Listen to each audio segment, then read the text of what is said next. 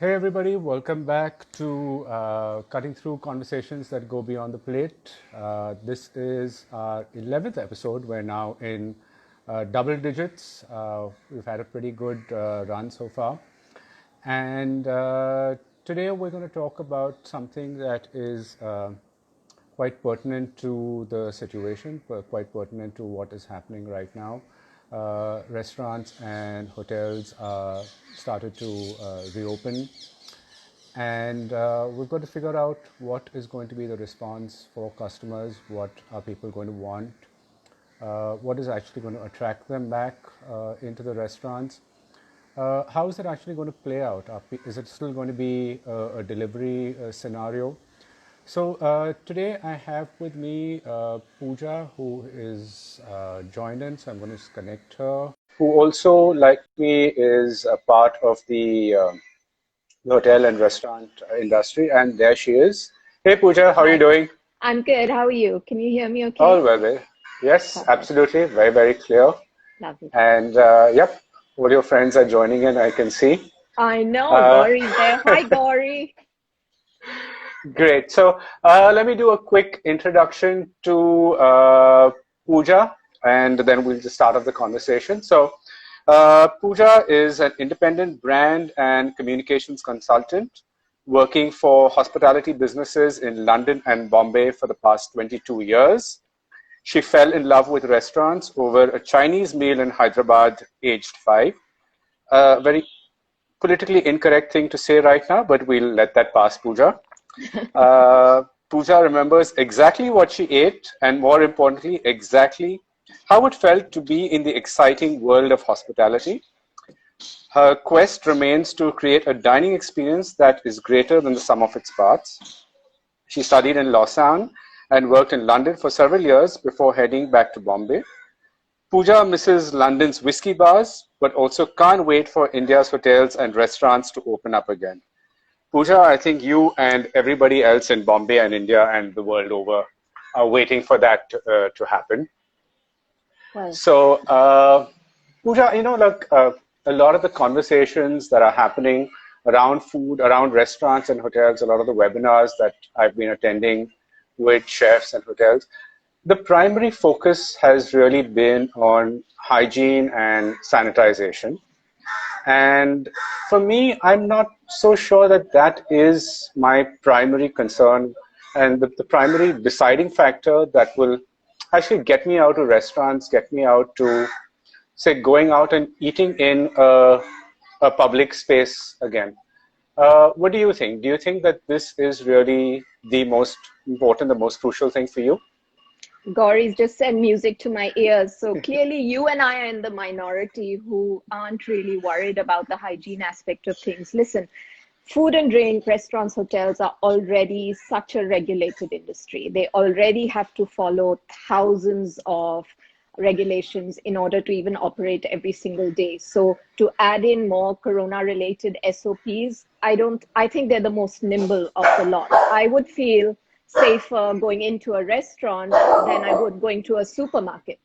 I mean, I Right. see crowds of people going into Nature's Basket, touching things, then touching their face because they've forgotten they're not supposed to touch things. So, I mean, I hope that you're wrong and that people don't really care about hygiene. But the few calls I've had since our last chat, everyone seems to be worried, not so much about the hygiene of the space, but I think they're worried about catching corona from a staff member or a fellow diner or someone who's walking past them.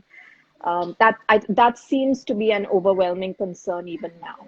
So, That does, is it? Okay. And yeah. so it's the environment that is more of a concern, not so much the food itself, because I hear a lot of conversation about how hotels have actually started from today. They've been given permission to open up Yes. for today, though the restaurants will not be accessible to walk-ins and only for guests and Residents. residents. Yeah, but a lot of the conversation is about HACCP and ISO, and how they've put in these standards for receiving edibles and kitchens.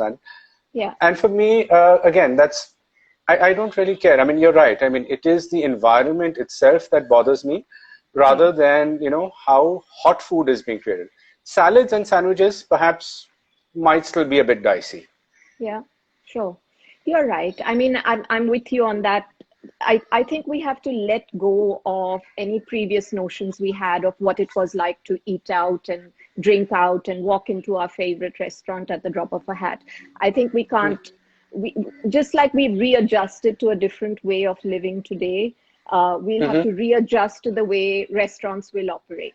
End of the day, the minute they open, whether it's tomorrow or in 10 days or 15 days, I know that I have a list of 10, 15 restaurants that I can walk to. So I'm not relying on public transport for it. I don't have a car of my own. So I will go to restaurants to start with, the ones that I can walk to. And these are restaurants I've been going to for years. I trust them. They are, and Gauri's here. Woodside Inn is another one. Americano. They're all Kalabora Cafe. I trust them 365 days of my life anyway, even without Corona out there. And there's enough that can go wrong in a restaurant. I mean, a little bit of food contamination and you can fall seriously sick. But I trust that these people who've spent their time and money and energy building restaurants are going to do right by me. They're not going to open unless they're 100% ready to welcome guests. But to just go back Okay. to your first point, what you said, I do agree that every conversation so far, every chef that's been out there on Zoom calls and webinars is only talking about hygiene. I would really like to hear from them about how else are they going to make me feel welcome. We talked about Right. it a few days ago, and we said, how are you going to show me that you're happy to see me if there's a mask covering your face, right? Right. Right. But maybe you don't need to shake hands to welcome a guest. I think there are tons of different ways in which this is when the world of hospitality really comes into action, right? Yeah. We are in this world to be hospitable. I work in the hospitality industry, but I've also been eating out since I was 5 years old. So I love that side of it. I love the excitement of going to a restaurant, the serendipity of meeting someone new, of seeing someone I haven't seen for ages, just that social interaction. So But restaurants that are that's so that's what much we're more. all going to lose, I mean, we're going to lose this contact with the staff. You're not going to be able to make out a smile, behind that mask. That the warmth, that effusiveness, it's not going to be there. And the sense of bumping into people, of like connecting with them, that just that incidental hug, that someone that you see, all of that is going to be Yeah. missing now from that experience. So what is it that For we're going to go? What are we going to expect? I think for a little while it's going to be missing. And that's what I meant by having to let go for a little while of what we expect out of restaurants. We can't put it in the old box that we've known it to be and expect it only to operate in that way. Look at how living at home and working at home has worked out for so many people. They've readjusted, they've made some compromises, and I'm pretty sure that the restaurant industry, the hotel industry, which are filled with some of the most creative people in our country, are True. going to come up with something. I think there we go. Bhavin said something about nice transparent masks with UV. I mean, yeah, maybe that's it. Design, I think, I'm quite excited to see how important Yeah. a role design is going to play in all this. Not just in the spaces and how they're going to redesign it without making it look like you're an office canteen with lots of space between you. Well, I think And the greater fear is, are we going to be greeted with servers in PPE, masks, and suits? I mean, and what do you do gosh, then? And like, I hope not. Gauri, is that what you're planning to do? Welcome us with people in PPE suits. I don't know. Well, London opened last weekend and there definitely weren't servers in PPE suits. I don't know if you saw any of the news reports of Super Saturday. no, I I mean, haven't. the city was filled with people going out to all the restaurants. Now, hopefully that's not going to happen here where people ignore social distancing and be disrespectful towards what someone else wants in terms of some distance when they go out in public. But I think there are plenty of ways in which a restaurant can can show me that they are happy to have me back. I mean, there's some restaurants I've been going to for 8 years and some for only a year, and they already know what I like to eat and what I like to drink. I'll give you an example. Americanos, this restaurant in Kalaghoda, I go there quite often. Johan's at the bar, and every time he sees me, I mean, walking in, he sets out the glass of water even before I sat down, and he'll say, will it be the white Negroni or the gin martini today? I mean, it's barely been open a year, and he already knows what I like to drink and how I like to drink it. And I think that's restaurants can use their guest history program really well now. I think restaurants should start communicating with their customers. I haven't heard anything from any of these restaurants that I love so much beyond sending me, this is my latest menu. Okay, you're doing takeaway, great. You're doing delivery, great. I'll support you, and I want to eat your food in my house as well. But ask me how I'm doing. Ask me what I'm worried about. This is really, I think, so far it's been a missed opportunity for restaurants to reach out to their diners and ask them, what are you worried about? What do you want? What can we do for you? Or just say hello.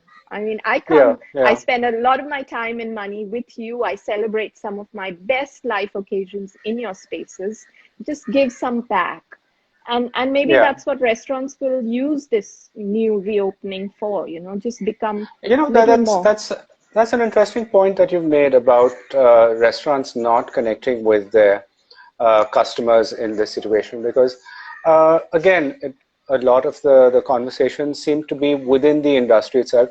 I don't really hear outside voices kind of, you know, having a say in this, in offering suggestions and offering opinions. I know here we're just having the two of us in conversation, and we're bringing two perspectives to it. But there are multiple perspectives on this. And of course, my sense is that industry is just talking to itself and not to anybody else. Yeah, I mean, there are a few people from the industry here, and I'd love to hear if they are talking to anybody else, really. Well, let us talk as Or maybe they're just not talking to us, you know? Maybe they're not talking to us. True. So tell me, Antoine, what do you expect when you go to a restaurant today? Now let's break every notion you've had about what it is to go into a buzzy, busy restaurant. It's going to be quiet in terms of number of people, but I don't think that necessarily means that it's going to be a dead space. I mean, one of the greatest meals I've ever had is in a restaurant in New York called Danielle, and they don't play any music, and it's a 7-course, 3 Michelin star meal, and people are just quietly chattering away. So you don't come in to hear, you know, the loud buzz that we might be missing out on. So tell me, what do you expect? You know, so this is something that I've been thinking about quite a bit as well. And while you don't expect a lot of noise in a restaurant, and that's something that I am very uncomfortable with, but there is a sense of security, a sense of confidence when you see other people in a restaurant. When you see, you know, you have the sense that there are other people who share your opinion, who like the place as well, that, you know, things are going well for the restaurant. A restaurant that's empty does not give off a good vibe. And this is what we're actually going to go into. You know, we're going to be entering spaces that may have just about 30%, possibly, you know, a good restaurant is going to be allowed, they're going to be allowed 50%. If they're full, and, you know, that means that full 50% is going to be occupied, but that may not be the case. So, and here's where design again comes into play. I think there's a lot of it is going to be how they communicate, not just the space, the hospitality, what they're doing with their food, you know, because one of the things that is going to change is your menu, your physical menu, which also is a point of interaction, a point of understanding what a restaurant is all about, is now going to be digital. So I am looking actually for how they're going to design literally these new experiences for us, and how much of that is going to change. You know, bars, for instance, I'm really, really curious, because the whole idea of a great bar is where you have a lot of people sitting together, and Sure. that's out completely. Yeah. You know. For now, again, I want to add the caveat that that's out for now. I remain the eternal hopeful who believes in rainbows and fairies. And I think we'll spring back. I mean, come on, look at what happened in Hong Kong during SARS, right? Everyone thought it was the Hmm. end of the whole city. But today it's flourishing on the world 50 best lists. So it takes a little time. And I think we should allow that the time that it's going to take. I don't think I think there are plenty of opportunities. The menu thing that you mentioned, maybe you use single-use menus like some of my friends are doing in their restaurants in London, or maybe Hmm. you pre-order your food. I think Gauri had mentioned that in one of her talks that there might be a little bit more of an application process when you go out to eat now. But again, I know if someone said here that people like busy, buzzy places, and yeah, Bombay-ites like to go to hot and happening places. But I think there are enough people who would love the social interaction of going out with their pod of 4 or 5 or 6 people and Hmm. go to a space and enjoy a meal together. And perhaps the first wave of this unlock for restaurants is going to be that if you have to come in a pod of minimum of 4, I don't know, whatever it makes sense for that restaurant to do. I think people would love to go if they Hmm. know that they're just going to interact with their 4 people and it's still an evening out. Because I mean, you go to restaurants for more than just food, and it's what I said right in the beginning. Everyone's dying for that social interaction. Sure. Sure. I'm also really fed up of my own cooking. I cook really well, but I'm so fed up, and I don't want to eat out of takeaway containers anymore. I really want to go somewhere and be looked after and have a lovely chef cook a lovely meal that I can't make in my own home, you know. Yeah. Um, But one of the things that I've been pondering is that now that actually the interaction is going to be far more restricted, I have a yeah, sense that the food is going to play a much greater role. yeah, And it is something that you are going to go out for because that interaction can now happen at home and it may be even safer to happen at home. yeah, yeah. So, in terms of when you do go out to a restaurant, what is it that people will look out for? Is it that are you going to go back for the same comfort food that the restaurant has always been doing? Or do you want them to go out for something different, something new?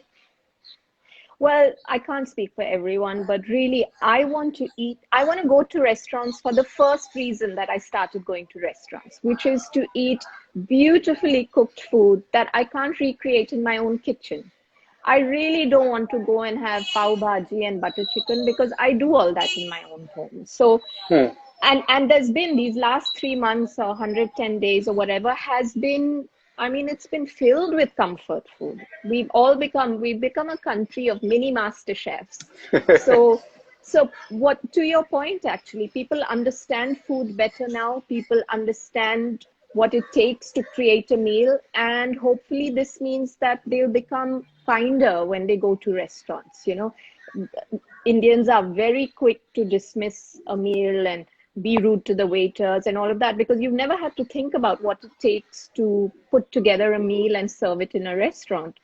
Hmm. Now, Hmm. as they are thinking about where is my grocery coming from, who's delivering my onions and tomatoes, they are thinking about Hmm. where it's coming from. Now, imagine if a restaurant can communicate that, talk about the provenance of their food, talk about Hmm. how they Hmm. are building local, seasonal, and really it's like you have a nice little band of local suppliers that you're really pushing up. And I would like to go to a restaurant like that stands up for its community, you know, and Yeah. pays enough importance to food. So That's actually something that is might just happen actually, considering also that imports have been banned and there's nothing fresh that's coming in. yeah, This might just actually be the moment for local to actually shine and local produce yes, more than just the regional food. Don't you yeah. think? I agree with you. If I never see Atlantic salmon on a menu again in India, I'll be a happy woman.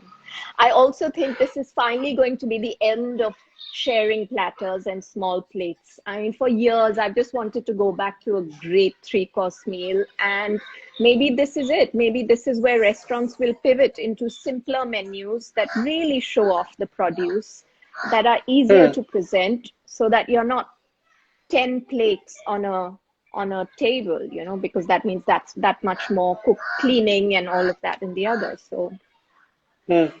You know, I think that also might be something that's happening, because one of the big challenges, of course, right now is bringing service staff back into work, so both in the kitchen. So it might be easier for them to handle both kitchen operations and service operations if you're working from a limited menu.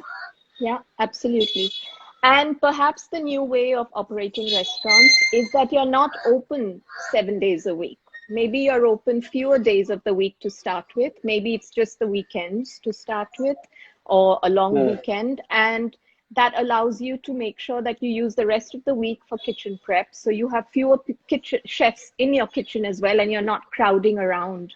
Because that's another, with very few exceptions, our kitchens are really tiny in restaurants, and you've got 10 chefs squeezed into tiny spaces. But perhaps restaurants will be able to rotate their staff so that at least on the inside, the chefs aren't crowding into each other. Maybe they'll provide cameras for us to look in and see how their food is being prepared. That could be one way that you get the diners to feel more comfortable about how their food is being prepared. Because again, I want to come back with you. Karen's disagreeing with me about sharing platters. Karen, we'll agree to disagree till the end of days. I'm not a fan of sharing platter or double dipping, Urvashi, you're right. I'm very happy for the end of double dipping as well. So again, like I was saying, just more communication. Tell us what you're doing and we'll feel safer. Right now, I spoke to about 20 people. And out of that, only 2 others, and obviously this is just a random sampling across from millennials to people in their 60s, and only 2 people were happy to go to a restaurant when it opened. Everyone else was too scared.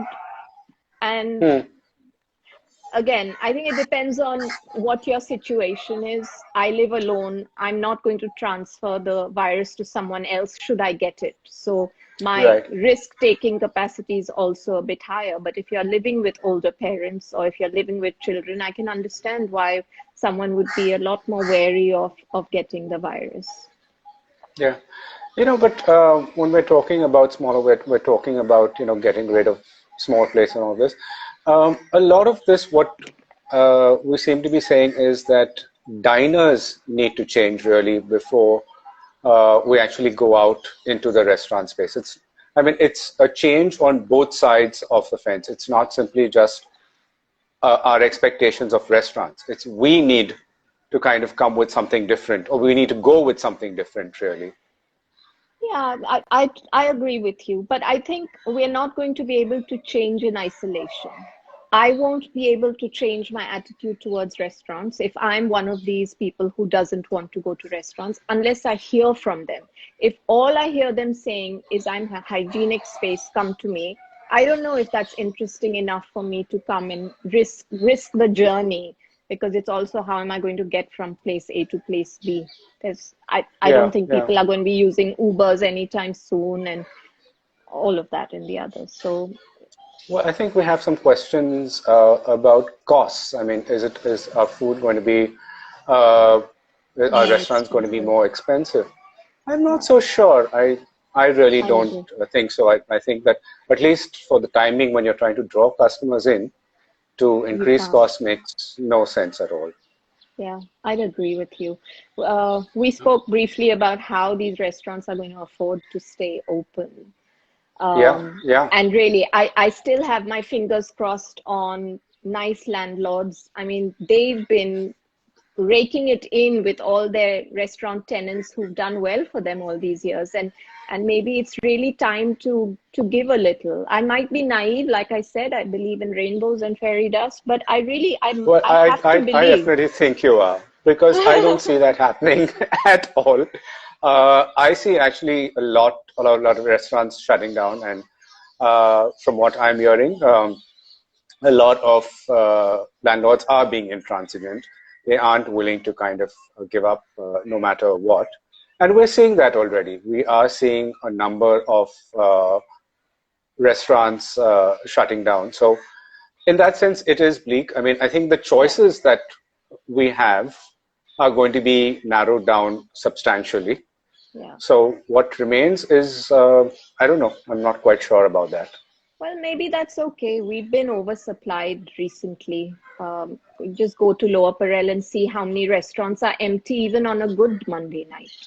A Monday night Right. without any corona threatening lives. So I think there are far too many restaurants in certain places. I'm only speaking for Bombay, and I'm sure the same holds for Delhi as well. Sure. Someone asked a question about what about Uripis and Swati snacks. Well, I was speaking to Bhavin earlier today, and we said the minute Cream Center and New York are open, we are pretty sure all our Guju friends are going to be lined up outside it. The Bangalore places, they've opened their regular dosa places and the Udupi joints. They're not really full right now, but people go. Um, Yeah. Yeah. they Well, so might we've have. got a Go ahead. Sorry, yeah. No, I said we've No, got a no. hotelier weighing in about the cost and saying that, they are going to be much higher, but it Yeah. will be tough to raise prices where, which is what we discussed. That yes, it is going to be difficult for them, but not so much for us in the beginning. And as we all know, that the industry is taking a really, really big hit right now. Yeah. And I What think they about are the waiting for all of government? us to. What What about the about the government? government? Since, well, we are clearly on opposite ends of this. I believe the government is going to show through at some point, and you're convinced that they won't. I don't think so. As in, You think and a they'll lot of help? the conversations. So I've been speaking to fellow journalists who've been reporting on the hospitality and the restaurants segment for as many years as I have, and they're saying that uh, the demands that are being raised today are demands that have been raised like 20 years ago. It's the same thing. Uh, the government sees this as a cash cow, that Yeah. it's something that they don't need to put in any money for, not even to supply infrastructure, to do the bare minimum, Yeah. and they expect industry to kind of get on with it. So when restaurants go to the government, with whatever they have, with whatever requests, I think they realize that it's not going to be implemented, but they need to do it as a matter of fact. And they have continuously been disappointed. That's my sense of it. We've seen some changes, though. I mean, we can buy beer We've seen now, we one can buy booze one online. change.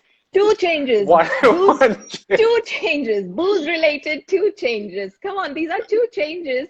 These are the only changes we've seen in the last, I don't know how many years. I mean, the craft beer group, they've been trying to get this going for a while now. And Hmm. perhaps the government saw some sense in allowing businesses to do business, really. I know that the F&B industry, you say, has been a cash cow for the government. How are they going to be a cash cow for anyone if they can't afford to stay open, Yeah, yeah. More questions. Yeah, we've got In lots fact, of questions, and so maybe let's just look at some of them. I mean, I've yeah, kind of go lost. ahead. Okay, so Asad is saying that people's disposable income has and will take a hit. This is going to impact consumption. How do you convince or entice a post with less disposable income?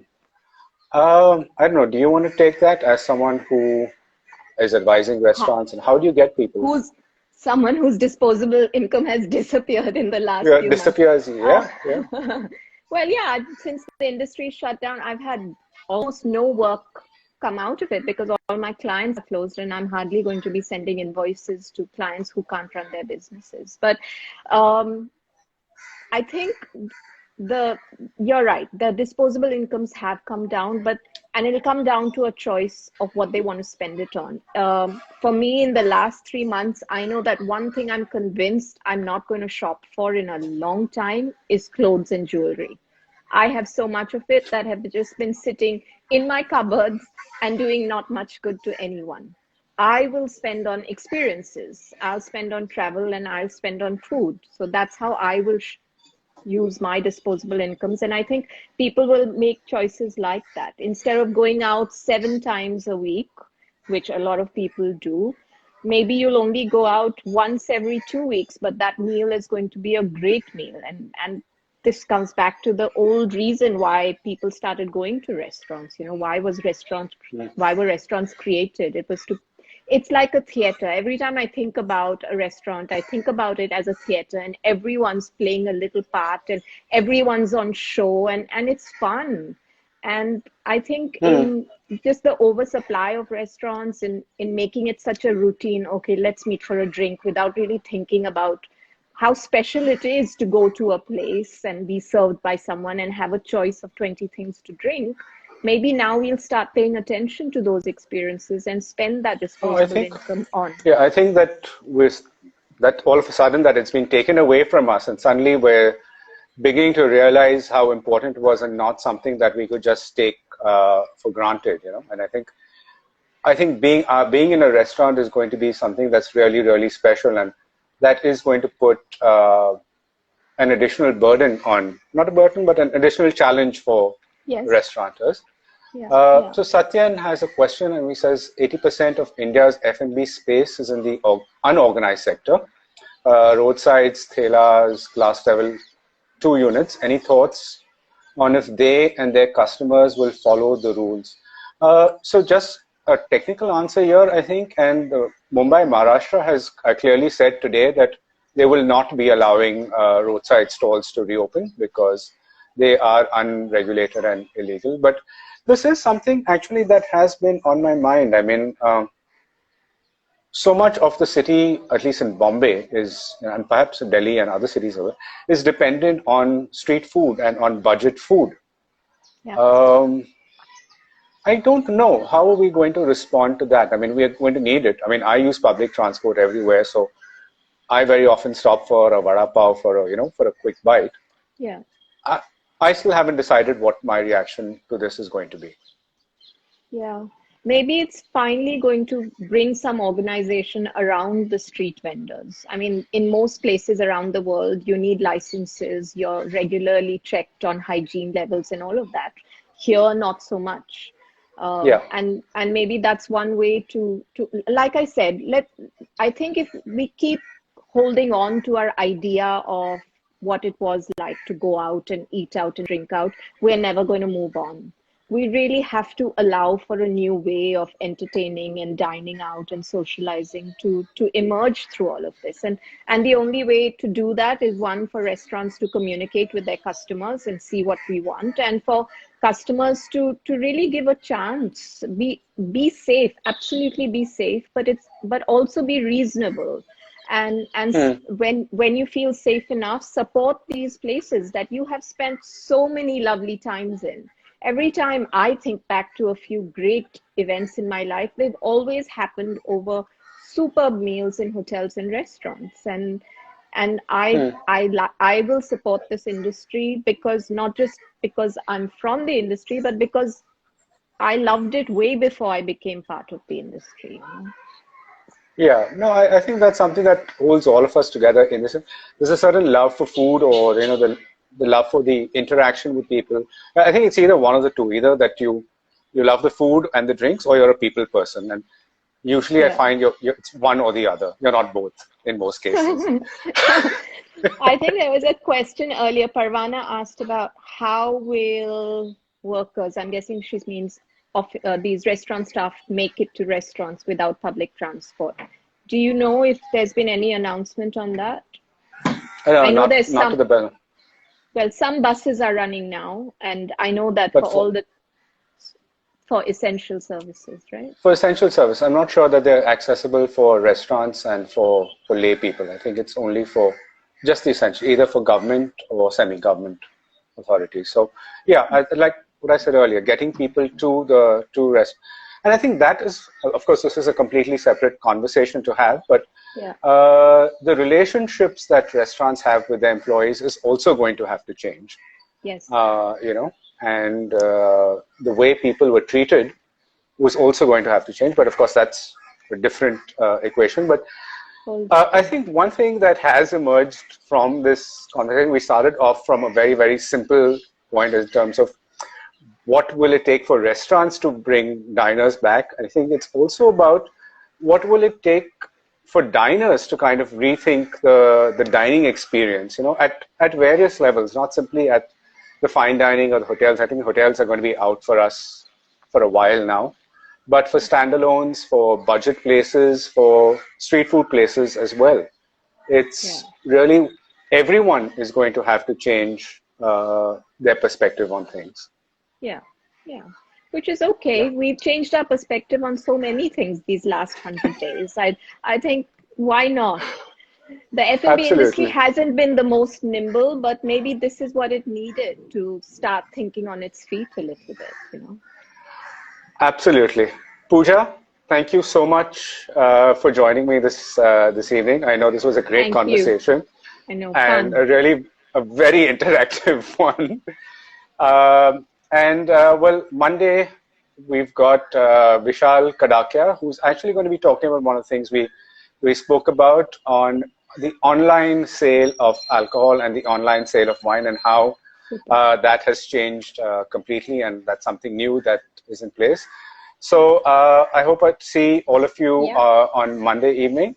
And thank you all for joining us. Thank you once again, Pooja. Thank you, everyone. Thanks a lot. Bye. Yeah. Take care. Bye.